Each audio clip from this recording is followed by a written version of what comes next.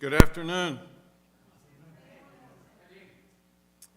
Good afternoon. I'm Dean Thompson. I'm a member of our Monte Vista Grove's Convocation Committee.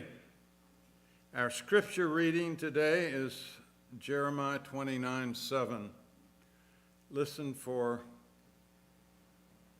the word of God written for our lives. Seek the welfare of the city and pray to the Lord on its behalf. For in its welfare, its shalom, its peace, you will find your welfare. Let us bow in prayer. Breathe on us, breath of God. Fill us with life anew, that we may love what thou dost love and do what thou wouldst do. Amen. When Rebecca and I came to Pasadena in 1984, Old Pasadena was a wreck. Then there appeared on our scene a dynamic shero named Marsha Rood. She led rather miraculously in a nationally acclaimed program of redevelopment and economic revitalization for Downtown Pasadena and Old Pasadena. Her training, academic degrees, and awards related to her leadership are impressive to behold. Moreover, she is much more than a powerful leader. Marsha Rood is an incredible visionary. Today, Old Pasadena is a national destination venue. Today, people visit here from throughout our land to recognize and learn from Marsha Rood's inspiring urban vision. It is a precious privilege indeed to present to you this afternoon my wonderful friend and colleague, Marsha Rood. Please welcome her.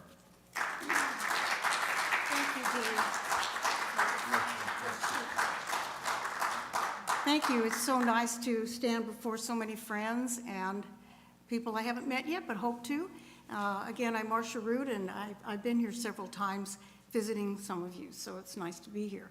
I chose this slide particularly because of Easter. It's the Easter egg and the sun. It's a rebirth of Old Pasadena. Let me start here. It's already, let's see. See, you set up it, and I need your help, Edgar. Battery died? Is it? Okay. Oh, I went too far ahead. Sorry about that. So we're going to talk about how this area that Dean was describing became this place here.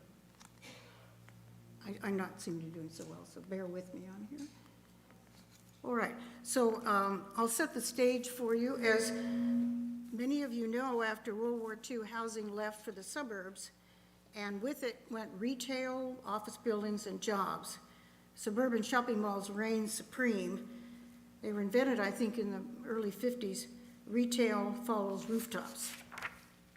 Standalone, the new economy was driven by corporate investment and chain retailers and their need for larger floor plates and lots of parking. Downtowns became less and less valuable and vulnerable to urban renewal quick fixes that tried to make downtowns like the suburbs with standalone buildings and closed street shopping malls. Redevelopment was born of this need. Eminent domain and economic subsidies for large developments, tearing down buildings and clearing land in downtown to attract large whole block developments. Cities introduced large office buildings, regional shopping centers, and pedestrian malls in downtowns. It wanted to radically redo downtowns to be more like the suburbs where the economy was growing. However, the underlying economic conditions necessary for such large office buildings and malls to succeed were not present in downtown to compete with the suburbs. This required massive subsidies. This is our Pasadena, isn't it? I just love that slide. This is our experience with this. The result of disinvestment in downtown Pasadena. Yeah, Old Pasadena was developed in the days of the horse and buggy, passenger rail, and streetcar time, or the red car, some of you may remember. After World War II, our downtown moved east along Colorado Boulevard and South Lake Avenue. Old Pasadena was left on life support. These are examples of how it was abandoned. How quickly we forget, how it was. That is now a beautiful alley in the One Colorado project. You'd never know it, The Pasadena Redevelopment Agency's policy was to tear down large areas of downtown and replace them with corporate headquarters buildings and a retail mall. Radical changes to Pasadena. Here.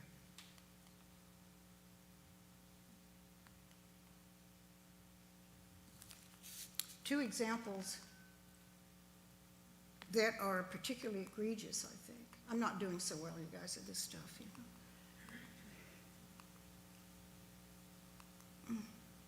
I need some help in here.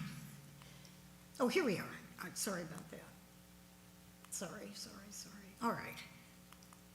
Okay, corporate headquarters here.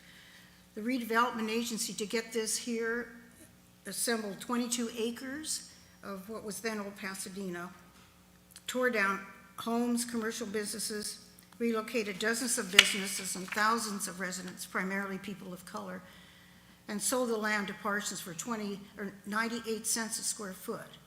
Can you imagine that?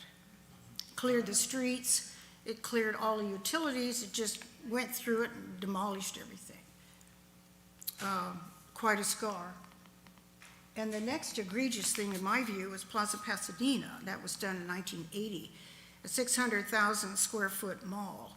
The redevelopment agency assembled 14 and a half acres of land, tore down all the buildings there, many of which were historically significant, then provided $60 million in subsidies to build the Plaza Pasadena.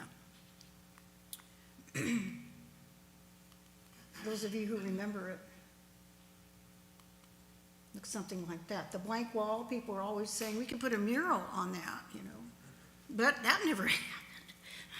So next on the chopping block was Old Pasadena. City policy since 1972 was to demolish Old Pasadena because it was in the way of the new corporate office headquarters. Old Pasadena was then called Colorado Boulevard West to attract regional corporate, and to say, it was a tag they used. The city had no faith in the potential economic value of Old Pasadena. Some examples of corporate headquarter buildings and parking garage built with redevelopment subsidies and eminent domain.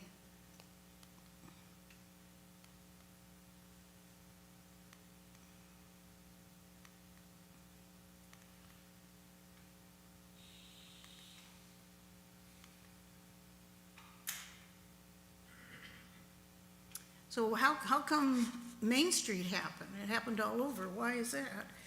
You just wonder, given the huge amount of power and politics and money behind redevelopment, which was a bulldozer just going through many communities, supported by the federal government, the state government. So some of the more formidable obstacles to overcome to save Old Pasadena, it's quite a list. Perception of crime, it was the red light district of the San Gabriel Valley, had a bad public image, over 150 deteriorated, blighted buildings in need of seismic upgrades, very limited parking, 80% vacancy rate, low equity values and limited possibilities for leasing. Financial institutions would not lend money to property owners and businesses, minimal property taxes from Old Pasadena to provide public investments and services in the area. There are pressures from nearby development, as you've seen. There is a pioneering risk, isolated developments in Old Pasadena, kind of one-offs, and the idea of trying to survive alone was not attractive to the investors. Deteriorating public improvements, the lack of maintenance, and a failed parking assessment district. So why Main Street? I'll quote Richard Bradley, who was a friend of mine. He was a CEO of the International Downtown Association, and he described it: responding to changing social, economic, and technological forces, a unique blend of uses, retail, commercial, cultural, entertainment, governmental, and residential, is beginning to take shape, which seems happier in a traditional 19th century setting in terms of design and scale than a 20th century landscape. So some of the factors that contributed to this, and you may have some ideas on this too: hunger for community, a place to gather. People were living in isolation, private homes, private car, private office, private place to eat, private, back and forth, so they didn't really have a chance to build community. Retailers' desire for unique marketplace identity. Desire for experience-based, authentic, unprogrammed places. As you know, shopping malls are very programmed. They figure out that they're called dumbbells on either side, and you walk here, and they watch you by camera to see what they program it so they buy them those things. People are spending more time now doing things, going to restaurants, theaters, movies, concert, than buying things. Changing demographics that value compact, multi-use places. The individuated gig economy and people's need to work with each other. More people working at home and more one-person households. If you've seen the success of Earth Cafe with laptops and people, that's what I'm talking about. They want to be together.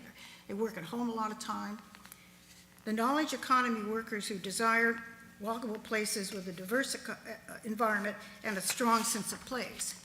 Now, Pasadena was way ahead of the curve on this. Political and community activists began to organize in 1976, you can see how long ago that was, to save Old Pasadena from the wrecking ball. They had the vision of saving Old Pasadena in spite of active opposition and believed in its economic value. They also saw that Pasadena had historic preservation value and represented the very nature of Pasadena. Let's see where we are here. Let me get this here. There, okay. The actors were individual Old Pasadena property and business owners. They were the real pioneers of Old Pasadena. They hung in there for years. A friend of mine, Jim Plotkin, they had Pasadena Vac and Sew in 1966, and he stayed till he passed. He worked on, those are the real pioneers here. Pasadena Heritage, Junior League, the Pasadena Central Improvement Association, and the Arroyo Group, who some of you may know, Phil Burns, he now is heading that up. In reaction to radical changes to the downtown, they and other citizens rose up in 1981 and abolished the redevelopment agency. And that was, I don't think, done in the state. I don't think that anybody had ever done that before. I really don't. The core revitalization effort took 20 years, from 1980 to 2000. Buildings that do not revitalize themselves. We look at buildings, they all look, but people did that. People put their energy in it, and their risks and their money, and their time and energy. That's what it takes. They don't do it by themselves, but this is what we see. The city had to be proactive. It had to abandon its corporate city vision. The redevelopment economic model went from project-based to place-based economics.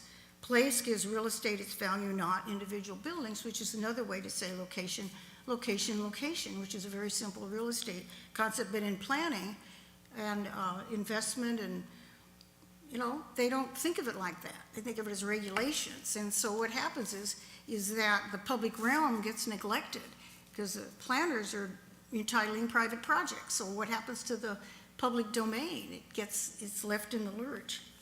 So we base the Old Pasadena strategy on co-development. That's a coordinated public and private investments. This strategy was different than any other redevelopment area in the state. We did not use eminent domain to develop Old Pasadena, and 30% of redevelopment money was set aside for affordable housing. And that was an initiative of the Old Pasadena people. They wanted that to happen because they knew a lot of the people who were living there, their tenants, and they wanted to look out for them, and that's the truth. Key actions, establishing the redevelopment project to fund public improvements. We had very limited eminent domain. It was all for public improvements. It wasn't for private development. No individual project deals, you know. Redevelopment likes deals, you know. The district was the deal. The district was the deal. Listing of Old Pasadena in the National Register of Historic Places, that was 1983. Approving an anti-demolition ordinance and reduced parking requirements by 25%. Special design guidelines for Old Pasadena. Now, the garages were extremely important because this was served by horses and livery stables and red car. So people used their feet to get around, and horses and streetcars. So there weren't much parking, And it was, I say, a Cornish game hen at Thanksgiving, because people were picked over, where is it? And they would guard it with chains. It was vicious, and nobody would loan any money to anybody in Old Pasadena. They couldn't park, as I say, the requirement for it.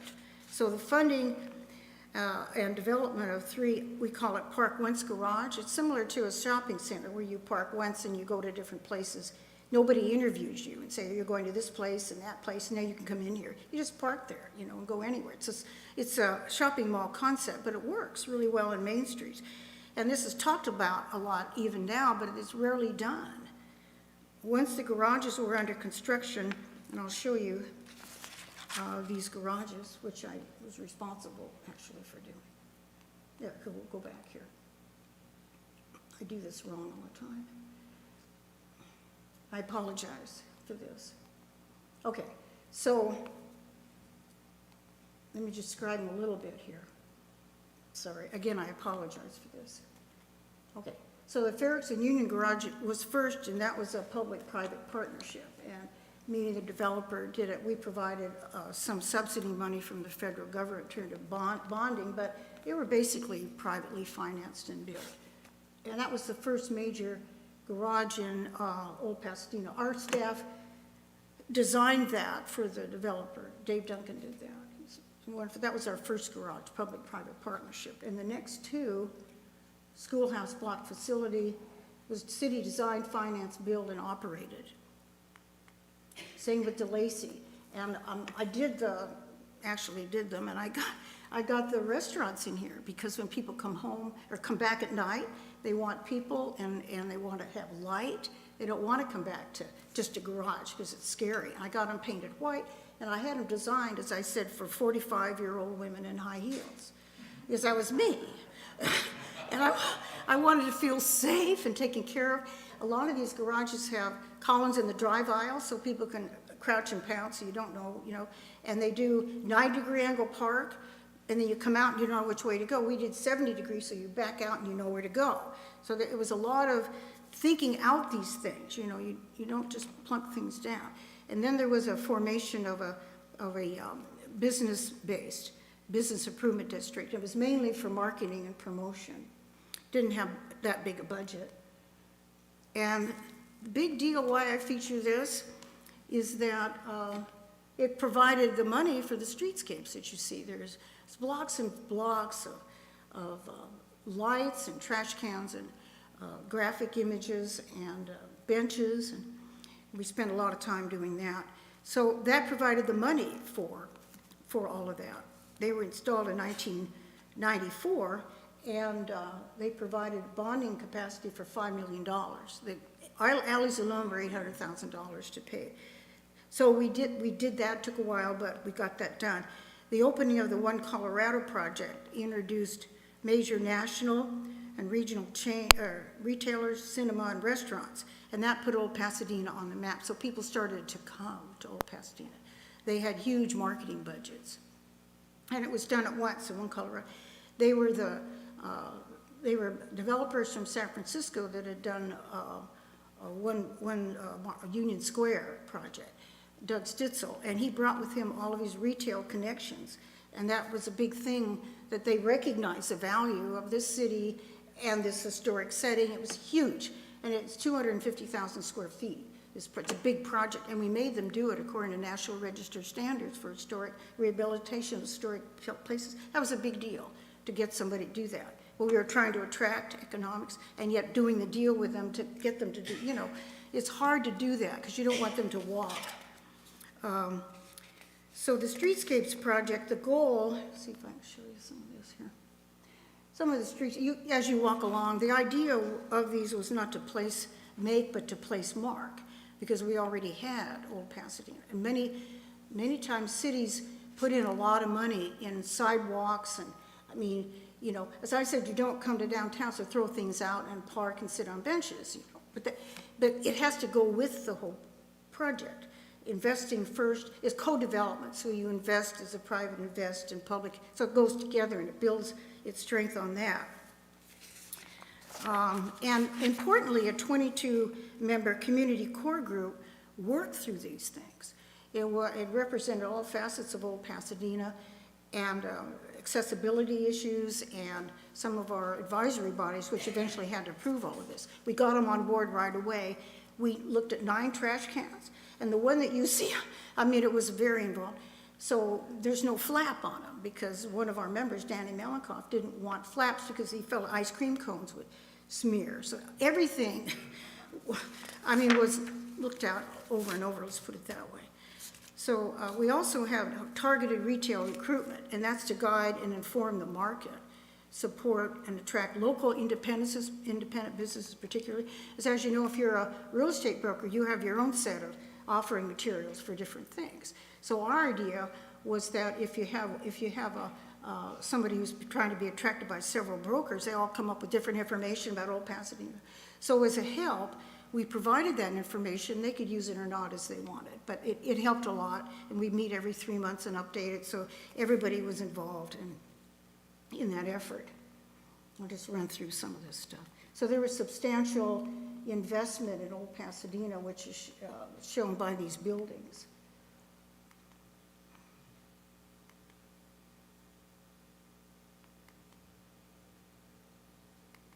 Streetscape.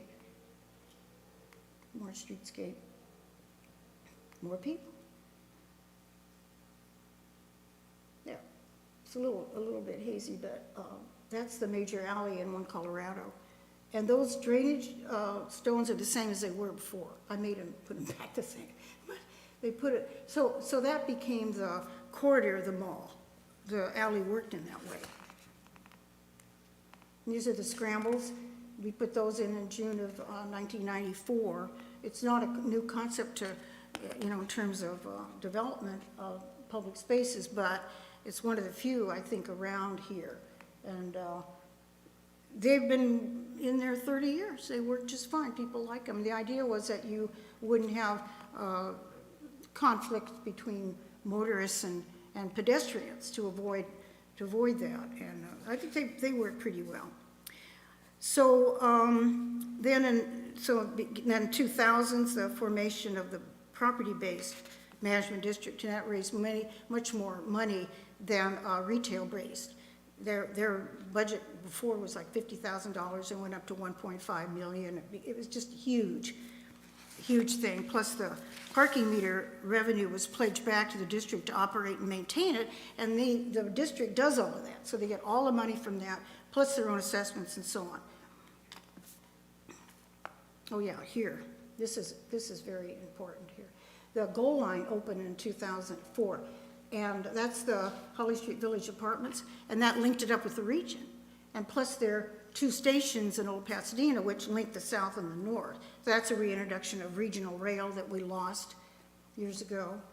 No streetcar, but this is kind of a hybrid of a streetcar. Then much more housing. This is a new development. It's 450 units, I think, that's just on North Fair Oaks there. It took over the Parsons parking. So this is a recycling of land. There's no subsidy a government subsidy in that project, it's purely private. So that's what happens when you have a place of value. It attracts more value, and it keeps spiraling up and up and up. So I want to go through here. Okay, just numbers, because numbers people kind of understand that rather than say it's successful. What does that mean? So there were over 150 historic buildings seismically upgraded and historically renovated. That's over 1.6 million square feet. Private investment of over $900 million. City investment of $30 million. So the leverage on that was $1 public for $30 private.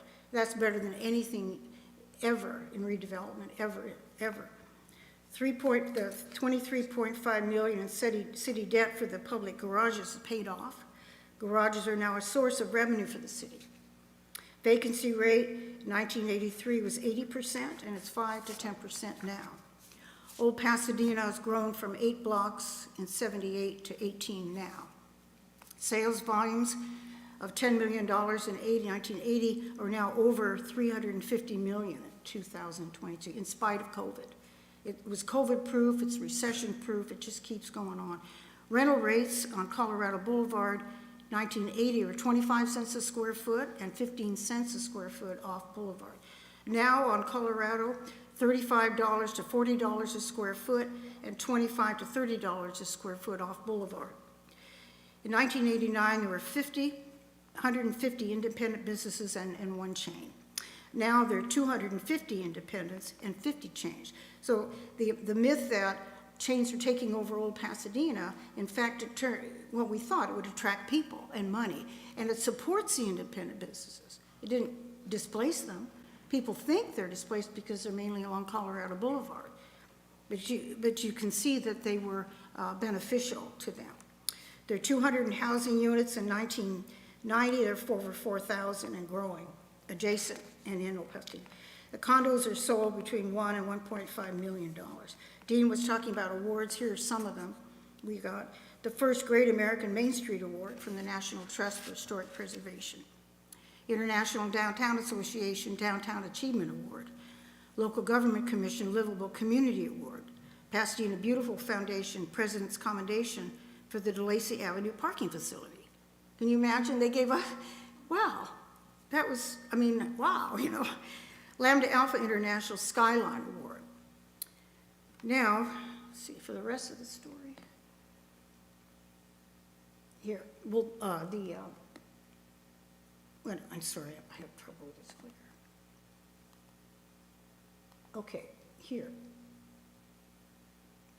Got it just about. Okay, this was, some of you may remember the entry to the Plaza Pasadena, and it obscured the view between the Civic Auditorium and the library, which is a Beaux-Arts Civic Center, one of the few in the nation that's preserved in some way. It blocked that view, and that was hugely controversial.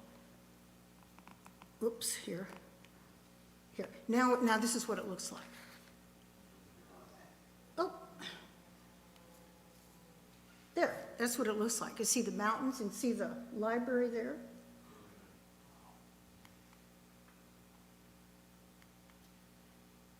See the difference here? That, it went back. See, they had destroyed almost 15 acres of downtown for this mall. It failed, and then we brought it back as Paseo, Colorado for this. It's rebirthing things, not only Old Pasadena, but it was a major victory for people who love this city and missed it. And it's the love of community and city and the citizens that care about this place, and it's a whole story, being creative with money and design.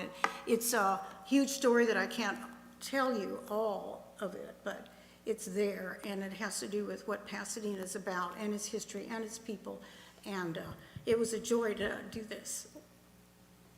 Thank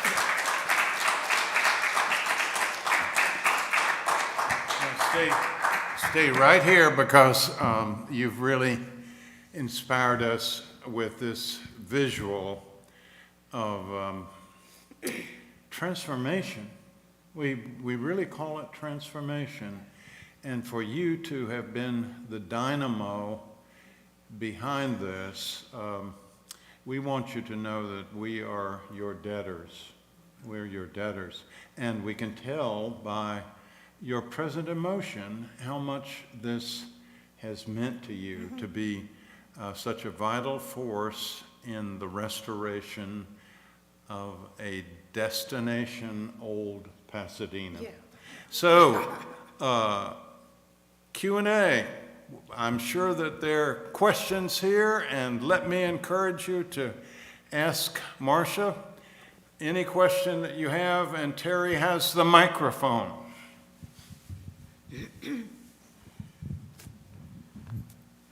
Marsha, you mentioned affordable housing. Yes. I don't think of Old Pasadena as a section for affordable housing. Tell us what you achieved. The affordable housing money is in a housing trust fund, and that was used to subsidize, for example, across from the senior center, there's a condominium project called Pieta Terre condominium. So we subsidized 3. We did equity sharing. We put money into it from that trust. There's also development that has gone on. Centennial Place, for example, it's 144 units of single-room occupancy. We put money in redevelopment for that. You can take that money, and use it in different parts of the city. That's how that's unusual. There were some projects in Old Pasadena that were too expensive to do it. But we did do it where we could, and we did. So they still use it now, still. That trust fund, redevelopment went away in 2012. So there isn't any more of that money coming. Jackie?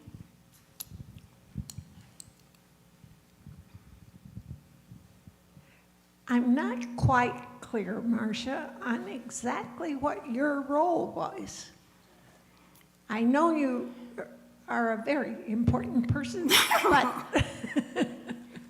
Well, I spearheaded everything. It was being an entrepreneur in the public sector. Most of what you see, I mean, I was the project manager redoing that, and I got, I just did this stuff. I don't know, streetscapes, I got the money for that. I figured out that in the parking meters, how to make it of benefit to the people who are putting their nickels in there. So I figured if there's any leftover operating money or operating revenue, it's called net operating income, over and above, revenue versus the operation maintenance. Over above that, we could bond and pay for the streetscapes. That's never been done in the country before. And the garages, I did them. I mean, I did the work program. I did the whole PERT charts. I got all the money for it. I even leased the retail, and I figured out the commercial leases. I'd never done that before. I just did it all. I don't know. But, the private sector, they did investing. It's providing the petri dish where they can flourish. That was that's the whole concept, and to build community and to save the place. And to, it's a long story. It started in 1978 with the plan for Old Pasadena. But Pasadena Heritage saved the building, saved the place. But my job was to figure out a economic revitalization strategy, and I figured co-development would be it, where we invest, they invest, we invest, but so it goes together, that we're not putting a lot of risk money up front, public risk money up front, and then hope people show up. That's what redevelopment did for years. But we invented co-development. You invest in this, and you go climb the ladder together so people aren't as much risk as they would have been otherwise. So I guess I was the chief of doing it. I don't know. I don't know. A great title, the chief of doing it. Yeah. I'm Judy, and I thank you so Hi, Judy. much for this. I love Old Pasadena and walking around. Yeah. And you're an amazing doer. What are you involved in now? And can you tell us if there are any plans? The Paseo is interesting to me, and it's sort of vacant, it seems Yeah, like. more than sort of. Was that part of the redevelopment plan, or? Not for Old Pasadena, but Plaza Pasadena, that was redeveloped, the Paseo opened 2002, started in 2000. And it was completely reinvented. I got housing on there. They fought me, but anyway. So I got housing on there, and that's the most valuable thing on the Paseo. But retailing has changed, as you know. It went through a couple of ownerships. Now there's an outfit that bought it, and a friend of mine told me what name of it, I can't remember.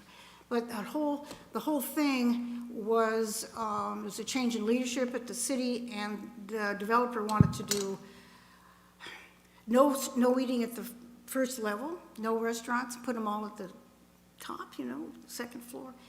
And I said, well, put them, first level with water. He said, people don't like to eat outside. I said, why don't you 5 blocks to Old Pasadena? So I didn't prevail on that, but I got the width. They were going to do 57 feet, and I got it to 80 feet through that corridor. But that was a big mess. Putting merchandising carts, which failed, was a big mess. So there wasn't the sense of, I call it urban theater, where you drive by and you see people eating outside, you see water and lights and music, and you say, hey, something's going on here. But I said it looked like no offense to you, Dave, Midwestern city rolled up about 8 p.m. And I said, that's not going to help. Now I understand there's a theater, Regal is coming back. There's a theater coming back where the old ArcLight was. That'll be a good thing. There are going to be new developers working on plans, and I'm going to do what I can informally is to get some ideas on the table there, because I have them. I think I can figure out. I can't do things like attract retailers. That's not what I do, but I can figure out how to provide a good place where they'd flourish. I can do that. So hopefully, cross fingers here, that something good will happen out of that. The housing remains strong. It's the most valuable part of that whole thing. So we're hoping and praying, because that's a lot of, investment. We invested $32.5 million just to turn it around again. We originally put $60 million in it, so now it's $100 million of public money sitting there. I look at that and I just shake my head. I literally can't, it makes my skin crawl, So I hope that kind of answers it. I'm now involved with promoting pedestrianization. That's just what I'm involved with. And PPC, I'm involved with that. But I am, in terms of community work, I'm very involved with writing guest opinions and advocating for pedestrianization, walkability, making connections by walking. It's a whole other story, but yeah, I'm very involved with that, making that happen. Thank you. Lynn? Marsha, thank you for your wonderful work. It's such an amazing public space in our city. Thank you for that. Thank you. I'm mindful of Westwood Village and the 3rd Street Promenade, and it seems like there are some similarities, and yet both of those public spaces are pretty much ghost towns and unsafe at this point. That's for visitors. And I'm wondering what Old Town is doing differently so that same fate does not befall our beloved space. Well, I can't answer why they're, the other one. I know that during COVID, the 3rd Street Promenade lost 70 businesses. We lost 10 over here, and they've all been back. Steve Mulheim, I can give you a general answer. There's the Old Pasadena Management District, which is incredibly effective. They really went to town when COVID hit.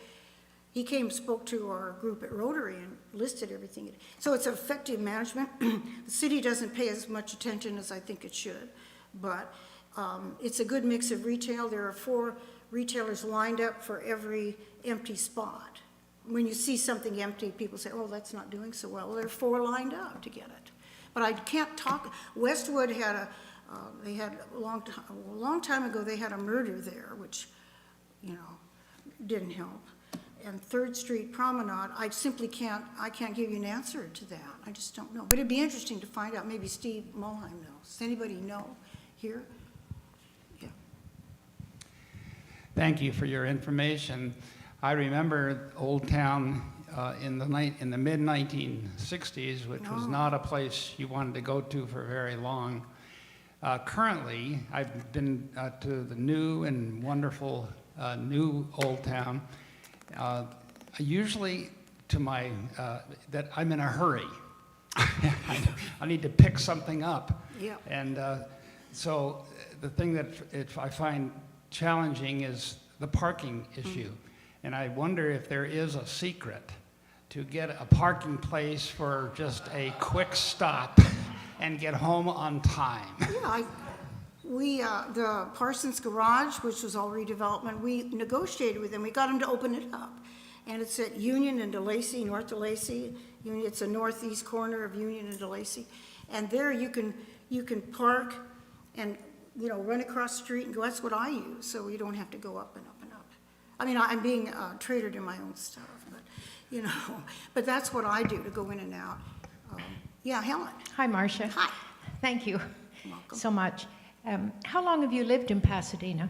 I came to work in '82, and then I moved here in 1988. So the project brought you here? You, say again, you moved here in I came to work here in '82. 82? And then I moved here in 1988. I see. So did a headhunter approach you and say, we need your talent? Or how did that happen that you came here in Yeah, '82? Well, I worked in the redevelopment agency downtown, Los Angeles. I see. And when I figured out what they were doing, I said, I was in the planning department in the redevelopment agency, Yes. and there was this project at 7th and Fig, and I went to my boss and said, well, you know, we're gonna put money in this, you know, what are we doing, what do we want? He says, well, we want the project. I said, well, what do we want for this? And they said, we want the project. And then I figured it out. They just write up everything the developer does and just gave them money. I said, oh, no. So somebody told me about this job in Pasadena, redevelopment agency, and I just really wanted to get out of where I was, let's put it that way. And it seemed like a good group, and redevelopment agency had been abolished in '81, and they were redoing it and reforming it. I thought it's a good ground floor to get in and redo redevelopment and take another look at it. And it was a challenge for me, and I took over Old Pasadena in '83. Wonderful challenge for you, yes. Yeah. And thank you for taking it on. How about saying a word about your vehicle? Which one? Which one? You have a very historic Morgan. Can you give us just a little insight as to how that happened? Because do you still drive it around Pasadena? Uh-huh, but not in the rain. No, not in the rain. But what year is it? It's 89, and it's done with a 1930s Art Deco design. Dave knows this car really well because he lives in my condominium association. It's British racing green, black fenders, they call them wings, and it has an 8-cylinder engine, and it has a Land Rover engine in it, so it goes pretty good. But I don't go over 50 miles an hour. No. I just can't imagine doing that. And it eats gas like crazy. It must, yes. And I bought it, I think I got it in 2017 or something. My other one was in an accident, and I survived, so I wanted to get a sturdier Morgan. Anyway, it's fun to drive, I I know, enjoy it. you're a real you know. car buff. Yeah, well, just that car buff, you know, I like that one. Other questions or comments? Yeah.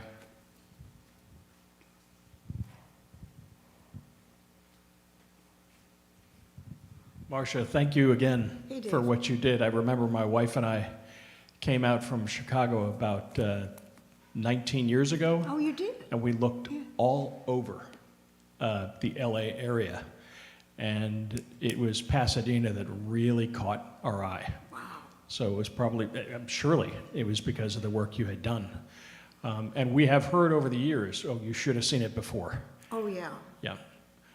Question, just from a real estate standpoint, there was one school of thought that they would just raise the existing buildings and, That was the plan, yeah.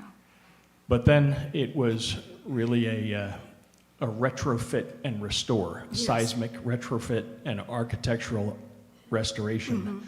How big of an obstacle was the actual retrofitting, the cost and the process?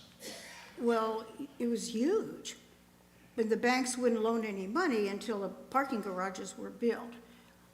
And I think there were 2 or 3 buildings that were reinforced. There were 3 office buildings on Raymond, but it was a huge obstacle to do it correctly, to not do the bolts from the outside, but to embed them. So they figured out how to do that. I don't know, but it was an obstacle, Dave. It really was. There was no money to do it, and they were ready to come down. Any earthquake, we'd go down and see his old Pasadena there. I mean, I'd get in my car in '87. Wow, I thought this is gone. You know? Yeah. So we in 1993, but eventually they all pretty much did get reinforced because you can't lease them without it. So it was a huge obstacle. The money was extraordinary, and nobody wanted to put that money up for that, with no parking and no, I mean, it was just, you know, it all looks good now, you know, you say, oh, that way. But at the time, the obstacles were enormous, and that was a big one.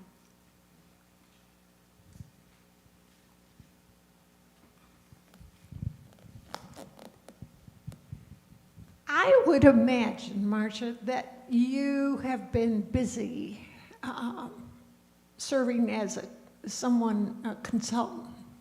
Not for money. Well, I didn't say anything about money. Okay, I write checks now and go like that. No, I mean, I would think people would come to you to get your advice on how to go about this.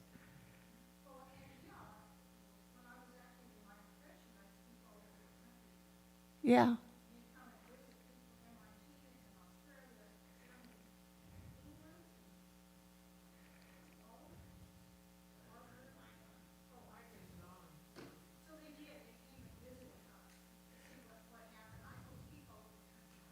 Yeah. I have another question I want to sneak in. Has that school you attended that's up north, have they recognized you for what you've done? No, I mean, I don't. That's terrible. Down with Stanford. Well, there's a whole lot of other outstanding people that came from there. Well, right? I mean, we'll have to launch a letter writing campaign. well, USC has. That's where I got my planning degree. They have. So that's nice, I think. That's good. Hi, Marsha. I'm Hi. Suzette. Hi, Suzette. Fairly new back in the area. Grew up in this area when it was the old town. Old. Yeah. Ernie Jr.'s tacos. Oh, and, yeah. Yeah. Now we walk down there and park in that great parking lot, and so many high-end, the Crate and Barrel, the Apple, the Lululemon, the Warby Parker, blah, blah, blah. Can you talk a little about the current state of retail down there, how it's going, who is trying to get in, not able? Where's our current situation? I could try. I don't know. I'm not that deeply involved, but there are 200, I mentioned on my slides, there are 250 independent businesses. What we did, in the late 90s, I guess it was, is that the independents were calling me a lot and upset about things. And they were feeling pushed out. And I couldn't convince them that the customers are here, get a hook. So we hired a woman from Indianapolis, Karen Gentleman, to do retail surveys. So we did those, and we gave them to the independent people, but they didn't read them or whatever. So then I got Karen out, and we did something at the Rococo room over there, and she explained the results and on, and they kind of were interested. Then we thought up a program called the Art of Small Business Survival, and we got experts from all over the United States, usually for $1,000 a piece, including airline stuff, is that we did 6 sessions, how to merchandise windows, how to do hiring, HR, and how to do your books and all of that. And we said if you do 4 out of 6, you get a proclamation from the mayor. So they came. So that we got something useful, and it still continues, I think. We tried to help them. But as far as now, I can't speak. But it's off Boulevard. That's where you find them. People come for the change, but come back for the independence, because it's a unique offering in the marketplace. It isn't just a mall. It's people are, reinventing their things and going out and in, and I just love it. Every time I go down, there's something new. But look for the independents, because they're mom and pops, and they're trying like heck to, stay alive. So I'd support them. Marsha, when you put your vision on the table, did you have naysayers and roadblocks, people who just thought it was crazy? Yeah, well, it wasn't just my vision, it was saving it, and that was the hard part. That was Pasadena Heritage and the Arroyo Group. And they sold at least the concept that it had economic value. And then they just abolished the redevelopment agency. That's before I came. Said, no, you're not doing this anymore.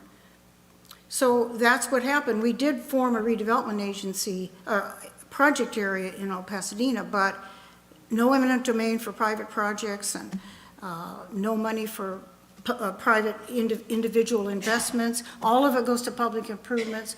So you do, if you improve the public domain, it redounds to the private domain.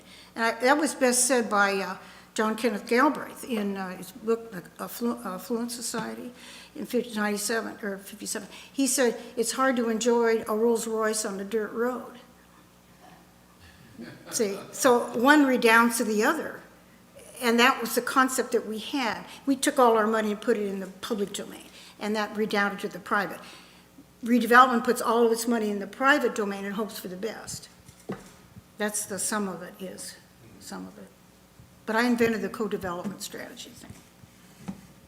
Any other comments or questions?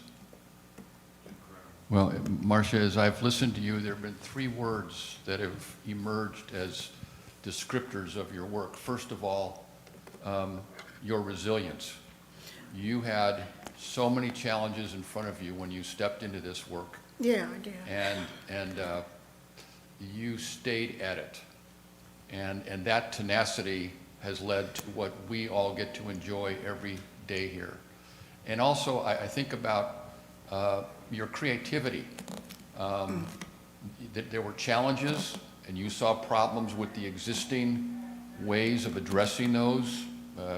City planners simply rubber stamping development projects Yeah, that's without asking any questions about what about the public good. And you created new ways of doing this kind of work that's become a model for the entire country. So on behalf of all of us and the joy that we get to experience as we walk around Old Pasadena, we want to say thank you so much. Well, Can we thank please you show very our much. appreciation to Marsha? Thank you, everybody.